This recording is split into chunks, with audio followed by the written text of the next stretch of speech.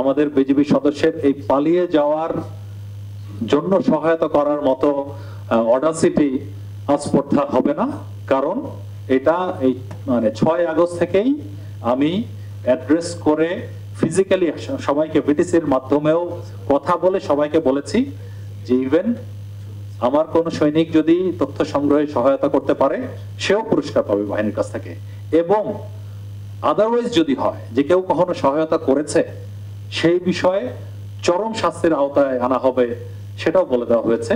আরেকটি বিষয় বলতে চাই, আপনারা জানেন যে বিজিবির বিভিন্ন ইনস্টলেশন দেশের প্রত্যন্ত অনেক অঞ্চলে ছড়িয়ে আছে। বিজিবির কোনো জায়গায় কোনো ইনস্টলেশনের মধ্যে কোনো ধরনের সদস্যকে যেন কোনো আশ্রয় দেওয়া না হয় সেটি 5 তারিখ সন্ধ্যা থেকেই আমি নিশ্চিত করেছি এবং ভয়ঙ্করভাবে হুঁশিয়ারি করে দিয়েছি। এই ব্যাপারে কোনো ধরনের ছাড় দেওয়া হবে না কেউ যদি হয়। এমনকি সত্যি কথা বলতে এখানকার ছাত্ররা, আমার এখানে নূর মোহাম্মদ কলেজ, মুন্সি আব্দুর রউফ কলেজ আছে, আপনারা জানেন, অনেকের হয়তো ছেলে মেয়ে বা আত্মীয় স্বজন পড়তে পারে। 18,000 স্টুডেন্টস আছে, ওরা টাইম টু টাইম খবর নিয়েছে যে কোনো ধরনের নেতা আমাদের এখানে কোথাও আমরা আশ্রয় দিয়েছে কিনা। তাদেরকে নিশ্চিত করেছি তোমরা ঘুরে দেখতে পারো, আশ্রয় তো দেই নাই। এবং শুধু পিলখানা নয়, বিজিবির কোনো কেন্দ্রে, কোনো ব্যাটালিয়নের সেক্টরের রিজিয়নে, বিওপিতে কেউ আশ্রয় পাবে না, সেটা নিশ্চিত। আর কেউ যদি আশ্রয় দেয় তার চাকরিচ্যুতি সহ আইনের বিচারে সর্বোচ্চ শাস্তি। ওটা পাওয়া যায়নি, করা হয়নি। আমরা এই যে 22 জনকে আটক করেছি, আপনার প্রথম প্রশ্নটা, এটা অ্যাকচুয়ালি আমরা এমপি, মন্ত্রী এবং নেতা কর্মীদের মধ্যে যারাই করাপশন ছিল সবার লিস্ট দিয়েছি।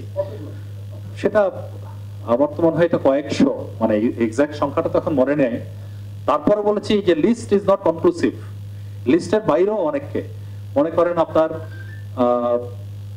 একজন নেতাকর্মী পেলাম তার এক পা নেই, আপাত দৃষ্টিতে সে বললো আমি তো ইনোসেন্ট, নামটা আমি দেখে বলতে পারবো, ইনোসেন্ট, আমার কোনো কিছু নেই। পরে দেখলাম অত্যন্ত করাপ্ট একজন দুর্নীতিগ্রস্ত একজন নেতার সে মেইন কোষাধ্যক্ষ ছিল, সে ওই লিস্টে ছিল না, তাকেও আমরা আটক করে পুলিশের হাতে দিয়েছি। সো এরকম ভাবে কাউকে ছাড় দেওয়া হয়নি।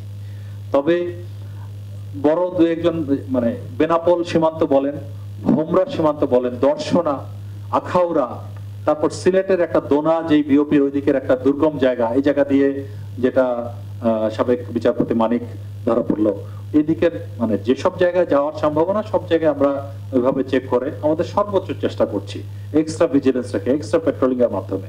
এখন ওই কিভাবে গেছে এটা আমারও প্রশ্ন। আর একটা হলো যে ভারতের সাথে তো আমার জানা মতে একটা আমাদের মানে বন্দি বিনিময় চুক্তি বা এই ধরনের একটা চুক্তি আছে।